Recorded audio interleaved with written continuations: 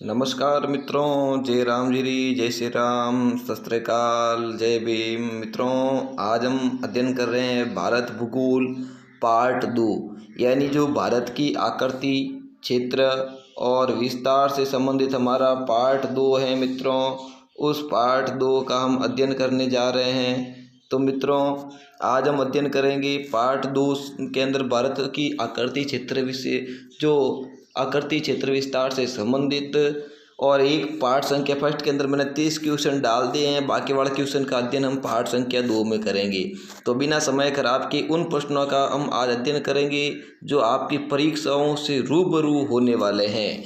भारत की जो है, ध्यान रखना विद्यार्थियों, जो भारत की तट रेखा की लंबाई द्वीप समूह सहित कितनी है? तो तट रेखा की लंबाई द्वीप समूह सहित जो है वो 7,516 किलोमीटर है। याद रखना साथियों, 7,516 किलोमीटर है। 7,516 किलोमीटर है। तो साथियों, आगे बढ़ते हैं। संपूर्ण भारत के कितने प्रतिशत भाग पर जो है पर्वत व पहाड़ियों का विस्तार है? तो पूरे भारत में ध्यान रखना 28.8%, 28.8% जो भाग पर जो है मित्रों, जो पर्वत और पहाड़ियाँ हैं।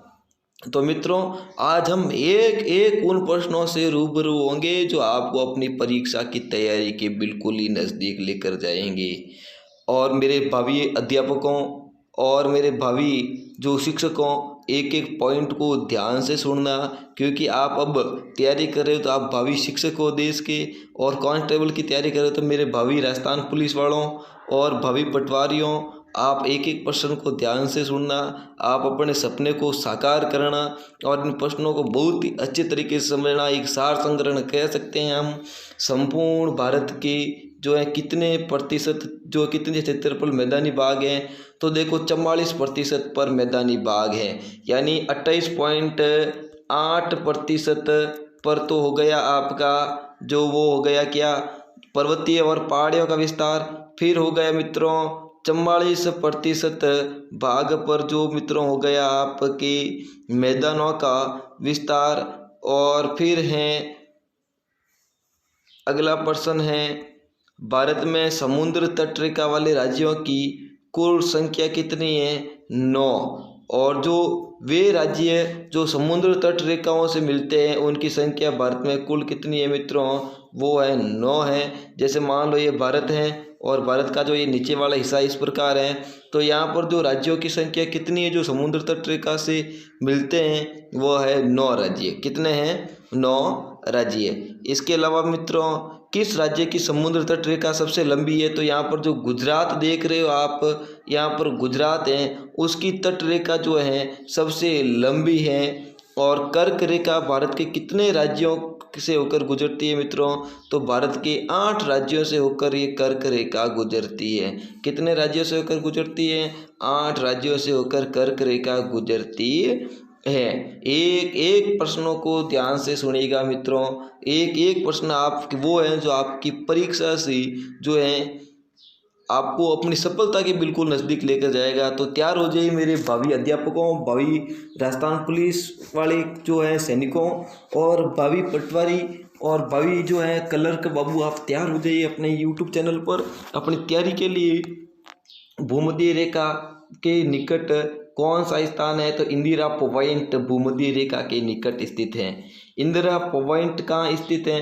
तो ये है अंडमान निकोबार द्वीप समूह पर स्थित है।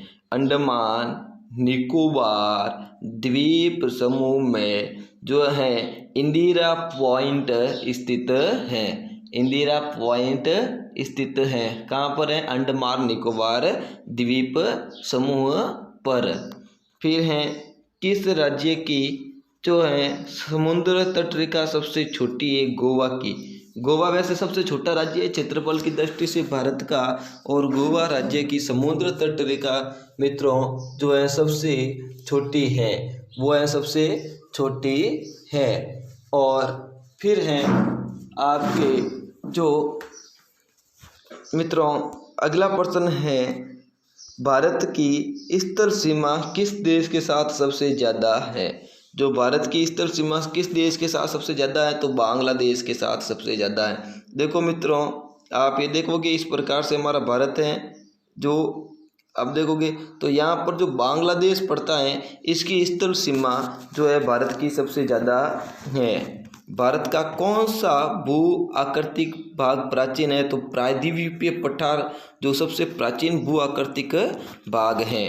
भारत के पूर्वी समुद्र तट की को किस नाम से जाना जाता है? भारत का जो पूर्वी समुद्र तट है उसको कोरोमंडल तट के नाम से जाना जाता है। जो भारत का पूर्वी समुद्री तट है, ये वाला इस साइड वाला जो जितना भी समुद्री तट है, इसको कोरोमंडल तट के नाम से जाना जाता है। मित्रों, मेरे भावी अध्यापकों, अगला प्रश्न है आपका वो है, कोंकण तट कहाँ स्थित है? गोवा में दमन तक, गोवा से दमन तक, यानी कोंकण तट कहाँ से कहाँ तक स्थित है? गोवा से दमन तक कोंकण तट स्थित है। लक्षद्वीप समूह की द्वीपों की उत्पत्ति किसके द्वारा हुई? अब जो लक्षद्वीप समूह के अंदर जो द्वीपों की उत्पत्ति परवाल द्वारा हुई थी। न्यू मूर द्वीप कहाँ स्थित है? न्यू मूर द्वीप अंडमान सागर के अंदर स्थित है। मेरे भावी अध्यापकों, एक एक प्रश्नों को ध्यान से सुनना। कौन सा द्वीप भारत और श्रीलंका के बीच स्थित है? रामेश्वर द्वीप, यानी भारत और श्रीलंका के बीच कौन सा द्वीप आप देख रहे हो, देख लेना, नक्शे के अंदर छोटा सा है, वो द्वीप है रामेश्वर द्वीप। अगला हमारा 47वां प्रश्न है, लक्षद्वीप समूह के कुल द्वीपों की संख्या कितनी है? तो प्रश्न पूछ ले तो लक्षद्वीप समूह के अंदर कुल द्वीपों की संख्या 36 है।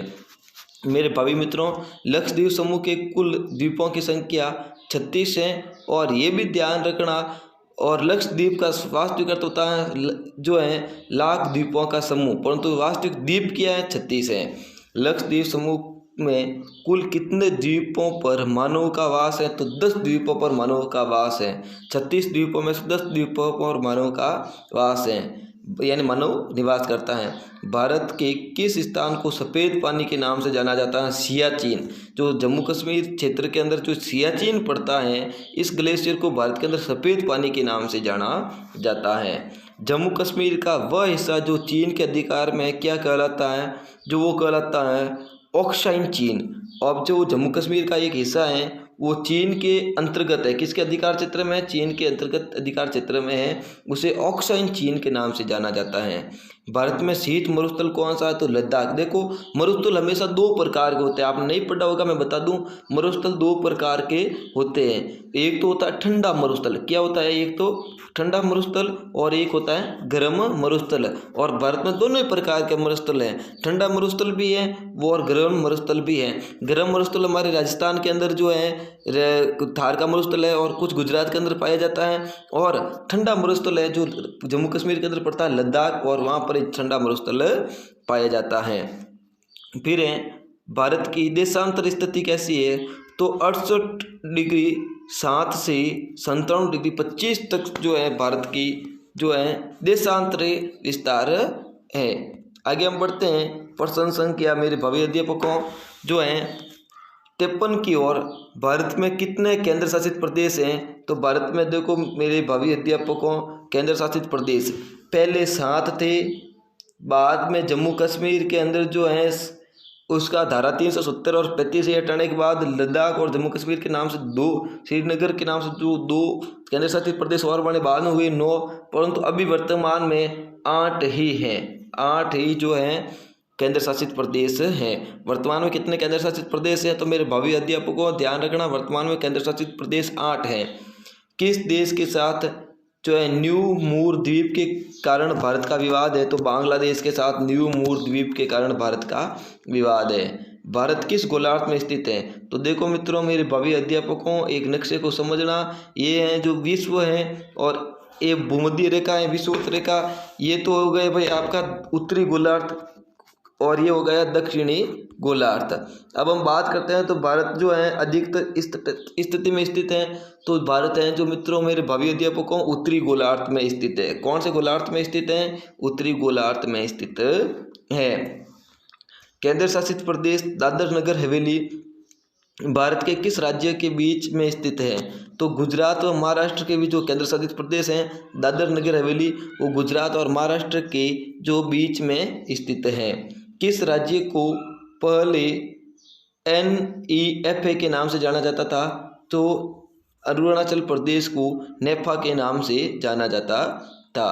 अगला प्रश्न है मेरे भावी अध्यापकों, केंद्र शासित प्रदेश अंडमान निकोबार द्वीप समूह की राजधानी पोर्ट ब्लेयर किस द्वीप पर स्थित है? वो दक्षिण अंडमान पर स्थित है।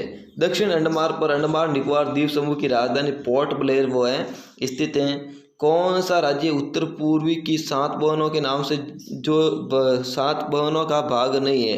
तो देखो पश्चिम बंगाल और सिक्किम जो है 7 बहनों के नाम से नहीं है।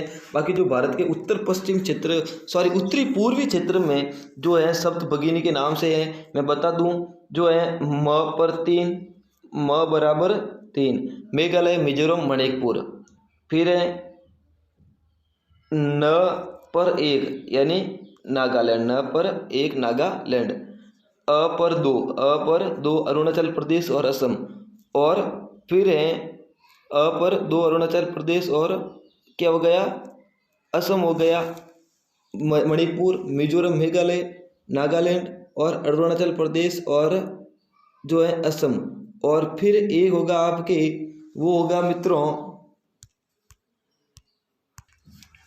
और एक है आपके त्रिपुरा। ये 7 बहनों के नाम से जाना जाता है। मणिपुर मिजोरम मेघालय और असम अरुणाचल प्रदेश और त्रिपुरा और नागालैंड ये 7 बहनों के नाम से जाना जाता है।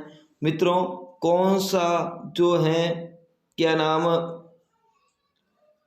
महत्वपूर्ण अक्षांश भारत को 2 भागों में बांटता है? तो 23 डिग्री 3 उत्तरी अक्षांश जो है भारत को 2 भागों में बांटता है। तो मित्रों आज तक यही, और कल हम फिर लौटेंगे आपके सामने एक यही चैप्टर भारत का भूगोल आकृति क्षेत्र विस्तार से संबंधित भाग संख्या 3 लेकर। तब तक हमारे YouTube चैनल पर बने रहने के लिए धन्यवाद, आभार, धन्यवाद। और अभी तक आपने हमारे चैनल को सब्सक्राइब नहीं किया तो सब्सक्राइब कर दें।